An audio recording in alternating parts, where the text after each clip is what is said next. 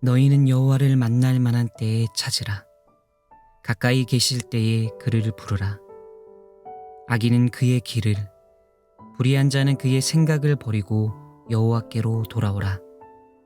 그리하면 그가 긍휼히 여기시리라. 우리 하나님께로 돌아오라. 그가 너그럽게 용서하시리라. 이는 내 생각이 너희의 생각과 다르며 내 길은 너희의 길과 다름이니라. 여호와의 말씀이니라. 이는 하늘이 땅보다 높음같이 내 길은 너희의 길보다 높으며 내 생각은 너희의 생각보다 높음이니라.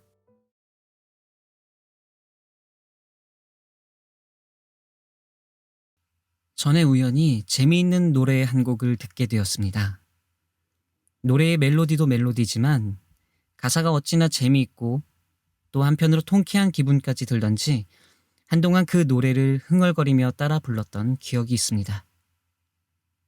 그 노래의 가사 일부를 소개하면 이렇습니다. 이 사람 저 사람 이러쿵 저러쿵 뭐라 뭐라 뭐라 해도 상관 말고 그냥 네 갈 길 가. 미주알 고주알 친절히 설명을 조곤 해도 못 알아들으면 이렇게 말해버려. 그건 네 생각이고. 아니 그건 네 생각이고. 알았어.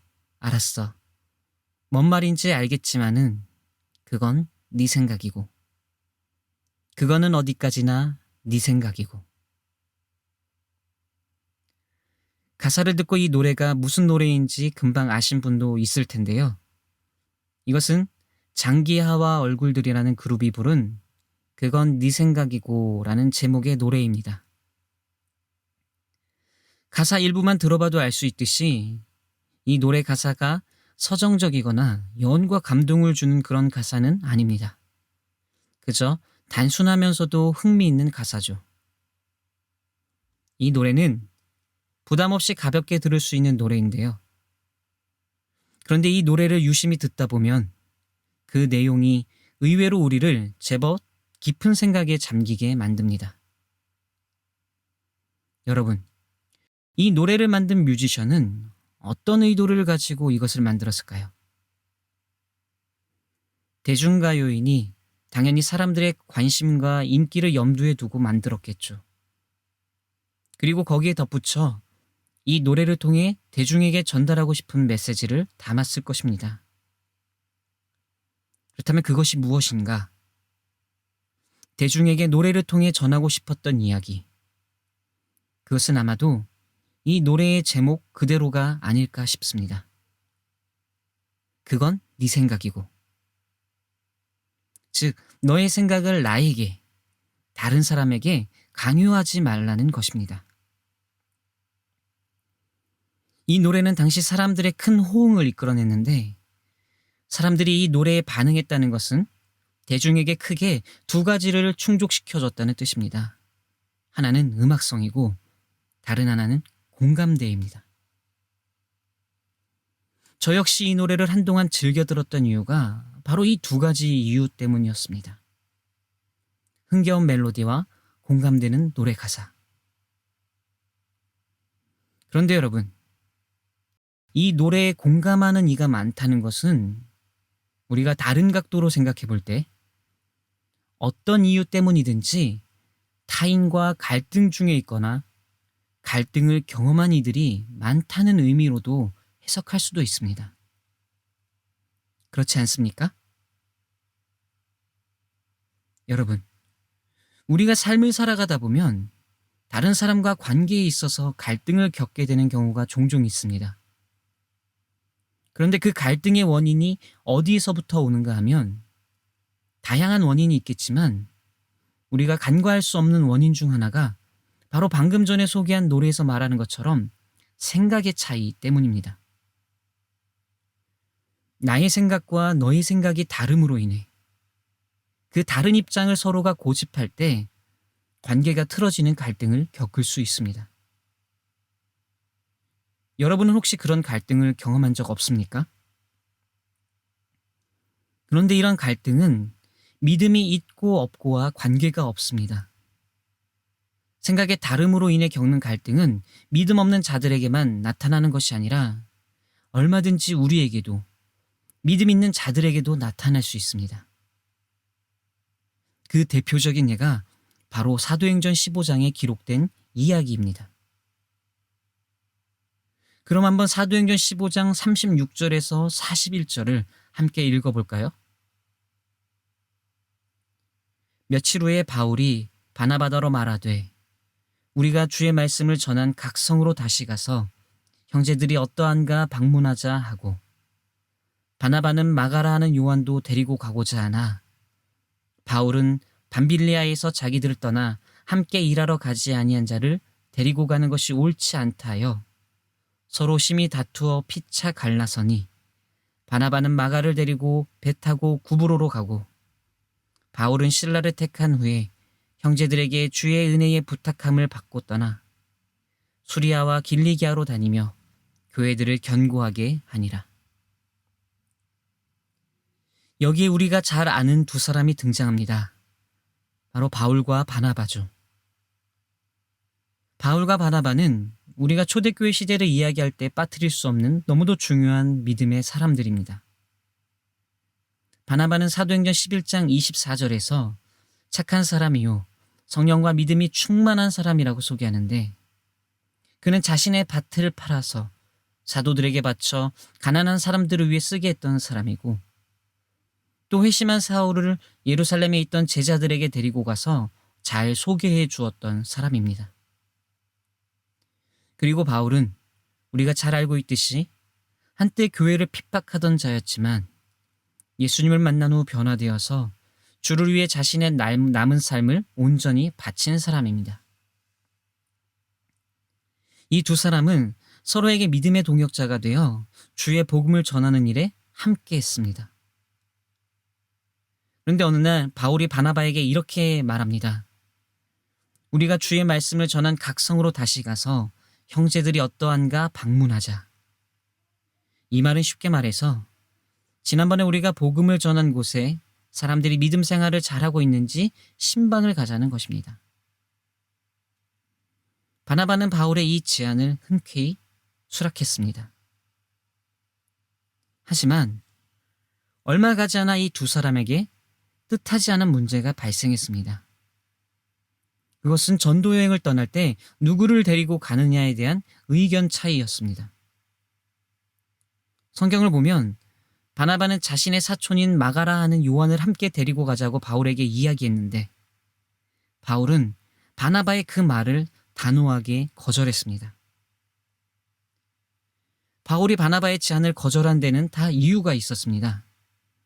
사도행전 13장을 보면 앞선 전도 여행에서 마가 요한이 중도의 전도 여행을 그만두고 예루살렘으로 돌아가 버려 바울을 당혹스럽게 한 적이 있었기 때문입니다. 그래서 바울은 그런 전력이 있는 마가 요한을 또 데리고 전도 여행 가는 것이 옳지 않다고 생각해서 바나바에게 강하게 또 단호하게 노라고 말한 것입니다. 사실 마가 요한이 지난번 전도 여행에서 왜 중도에 돌아갔는지 성경이 자세히 말하지 않기에 우리는 알 수 없습니다. 그가 향수병 때문에 그랬을 것이다. 복음을 반대하는 무리들이 두려워서 그랬을 것이다. 그는 본래 거기까지만 가려고 했었다 등의 여러 말들이 있지만, 그 이유가 어찌됐든 간에 마가 요한은 분명 밤빌리아에서 전도 여행을 멈추고 예루살렘으로 돌아갔고, 그로 인해 바울은 마가 요한에게 크게 실망했습니다. 그래서 그를 데리고 다시 전도 여행을 가자는 바나바의 제안에 바울이 완강하게 거절했던 것입니다.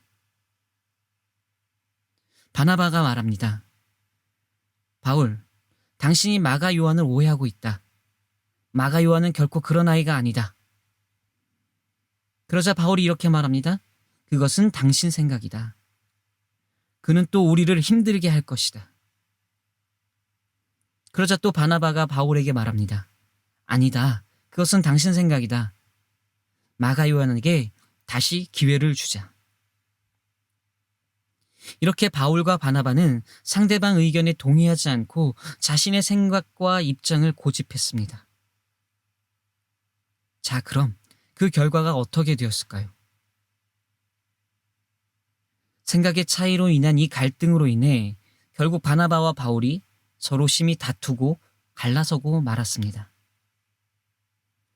그래서 바나바는 자기 생각대로 마가를 데리고 구브로로 갔고, 바울은 자기 뜻대로 실라를 택해 수리아로 떠났습니다.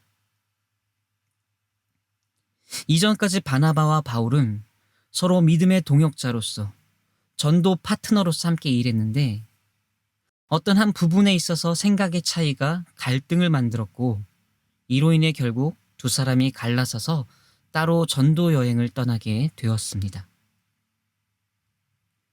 여러분, 이렇게 생각의 차이로 인한 갈등이 언제든 우리에게도 일어날 수 있습니다. 그것은 믿음의 여부와 상관없이 누구나 겪을 수 있는 일입니다. 그런데 여러분, 생각의 차이로 인해 발생하는 갈등이 사람과 사람 사이에서만 일어나는 것일까요? 그렇지 않습니다. 사실 이제부터 이야기하는 것이 오늘 말씀 나눔에서 가장 중요한 부분인데, 생각의 차이로 인한 갈등은 사람과 사람 사이에서만 나타난 것이 아니라 하나님과 우리 사이에서도 일어나는 일입니다. 이사야 선지자를 통해 하나님은 우리에게 분명히 말씀하셨습니다. 나의 생각은 너희의 생각과 다르며 너희의 길은 나의 길과 다르다. 당연하죠. 하나님의 생각과 우리의 생각이 어찌 같을 수 있습니까?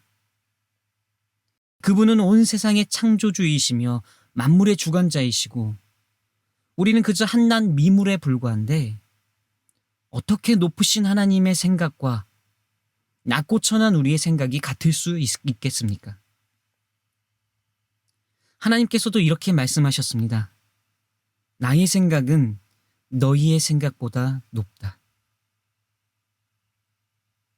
그런데 여러분, 놀라운 사실은 하나님께서 우리에게 이렇게 말씀하셨는데, 하나님의 생각이 우리의 생각보다 깊고 높음에도 우리는 하나님의 뜻과 생각은 전혀 들으려 하지 않고 무조건 내 입장만 고집하며 하나님께 일방적으로 이야기한다는 것입니다.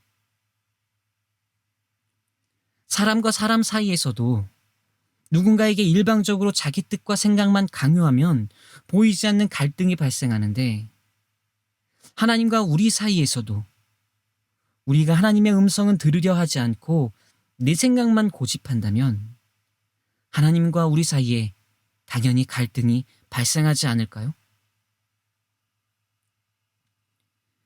우리는 너무도 자주 이렇게 기도합니다. 하나님, 이렇게 해주십시오. 지금 저의 삶이 이렇습니다. 이 상황에서 저를 이렇게 인도해 주십시오. 주님, 저에게 이것이 필요합니다. 하나님의 놀라운 방법으로 제게 이것을 주시고 이것을 해결해 주십시오. 우리가 하나님께 드리는 기도의 대부분이 우리 생각입니다. 우리 계획입니다. 우리의 뜻입니다. 우리의 기도는 마치 이것과 같습니다. 하나님, 제가 제 인생을 위한 기획안을 작성했습니다. 최고의 계획입니다. 제가 심사숙고해서 세웠으니 하나님은 여기 결제란에 도장만 찍어주세요. 여러분, 그런데 만약 하나님께서 우리 기도를 들어주지 않으시면 우리는 과연 어떻게 합니까? 아, 이것이 하나님의 생각이 아니군요. 제가 잘못 생각했습니다. 그럼 하나님의 뜻은 무엇입니까? 이렇게 주도권을 하나님께 내어드립니까? 아니죠. 아마 우리 대부분이 이렇게 기도할 것입니다. 하나님, 왜 그러세요? 뭐가 마음에 들지 않으신가요? 이렇게 하는 것이 지금 저의 상황에서 최선인데 왜 이렇게 해주지 않으신가요? 하나님, 이렇게 해주세요. 제 생각대로 해주세요. 여전히 우리는 우리 생각과 뜻을 굽히지 않습니다. 오히려 하나님께 우리의 입장을 더 강요합니다. 그래도 하나님이 우리 뜻대로 해주지 않으시면 우리는 적반하장으로 나아갑니다. 하나님을 원망합니다. 그리고 하나님을 등집니다. 여러분, 하나님의 생각과 우리의 생각은 다릅니다. 다를 수밖에 없습니다. 그분은 전능하신 창조주 하나님이고 우리는 지음받은 그의 피조물인데 어찌 그분과 우리가 같겠습니까? 우리는 겉으로 드러난 지금의 현상밖에 보지 못하지만 하나님은 시공간을 초월하여 보이지 않는 내면까지도 모두 볼 수 있는 분입니다. 사무엘상 16장 7절에서 하나님은 이렇게 말씀하셨습니다. 내가 보는 것은 사람과 같지 아니하니 사람은 외모를 보거니와 나 여호와는 중심을 보느니라. 이렇게 하나님이 보는 것과 우리의 보는 것이 다르고 하나님의 생각과 우리의 생각이 다른데 하지만 어리석게도 우리는 그 다름을 외면한 채 하나님께 우리 뜻과 생각을 일방적으로 쏟아붓습니다. 사람과 사람 사이에서 갈등을 피하려면 내 입장만 고집해서는 안 됩니다. 상대방의 생각을 들어야 하고 공감하며 이해해야 합니다. 하나님과 우리 사이도 마찬가지입니다. 내가 바라는 것, 내가 원하는 것, 내 생각, 내 뜻을 하나님께 강요해서는 안 됩니다. 만약 우리가 하나님께 그렇게 기도한다면 과연 하나님께서 우리에게 뭐라고 말씀하실까요? 아니, 그건 네 생각이고 라고 말씀하지 않을까요? 여러분, 우리는 하나님 앞에서 우리의 뜻과 계획, 우리의 생각을 내려놓아야 합니다. 이 말은 우리가 아무것도 해서는 안 된다는 그런 의미가 아니죠. 우리는 얼마든지 생각하고 계획할 수 있습니다. 뜻을 세울 수 있습니다. 하지만 우리가 그것을 하나님 앞에 내려놓기 전에 먼저 하나님의 뜻, 하나님의 생각을 구하는 우리가 되어야 한다는 것입니다. 예수님께서 이렇게 말씀하셨습니다. 너희는 먼저 그의 나라와 그의 의를 구하라. 그리하면 이 모든 것을 너희에게 더하시리라. 우리의 뜻보다 먼저 하나님의 뜻을 구해야 한다고 말씀하셨습니다. 우리가 그런 믿음의 삶을 살아야 한다고 말씀하셨습니다. 그래서 예수님도 정말 그렇게 하셨습니다.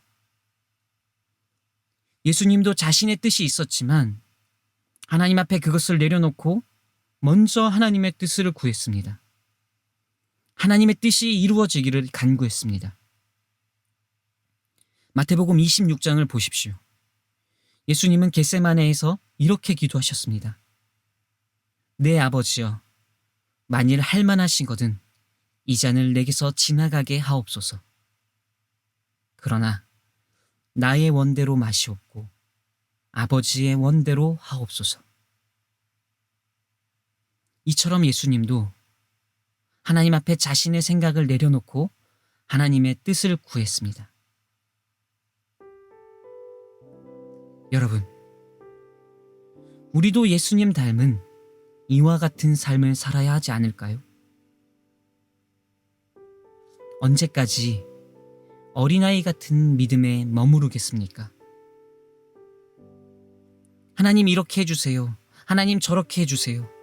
하나님이 이것이 필요하니 이것 주시고 저것도 주세요. 언제까지 이렇게 어린아이처럼 내 생각, 내 뜻만 고집하겠습니까? 이제는 성숙한 믿음의 사람으로 내 뜻과 생각보다 먼저 하나님의 마음과 뜻을 구하는 우리가 돼야 하지 않을까요? 사랑하는 여러분, 하나님께서 이사야 선지자를 통해 말씀하셨듯이 하나님의 생각은 우리의 생각보다 크고 높습니다. 하나님의 뜻과 계획은 완전합니다. 그러니 그 완전한 하나님의 뜻과 생각을 신뢰하며 믿음으로 따르는 우리가 되어야 합니다. 지금 당장 하나님의 온전하신 뜻을 우리가 다 헤아릴 수 없어도 하나님은 분명 우리를 선한 길로 인도하시는 분이시기에 우리는 우리 생각과 뜻을 내려놓고 주님의 길로 따라 걸어야 합니다. 여러분 인생의 뜻과 계획, 생각을 내려놓고 완전하신 하나님을 신뢰하며 따르십시오. 하나님의 뜻보다 내 뜻이 앞서지 않게 깨어서 기도하십시오. 그렇게 믿음의 길을 걸을 때 우리의 주인 되신 하나님께서 우리를 복되게 인도해 주실 것입니다. 이 믿음으로 날마다 승리하는 여러분 모두가 되기를 주의 이름으로 축원합니다.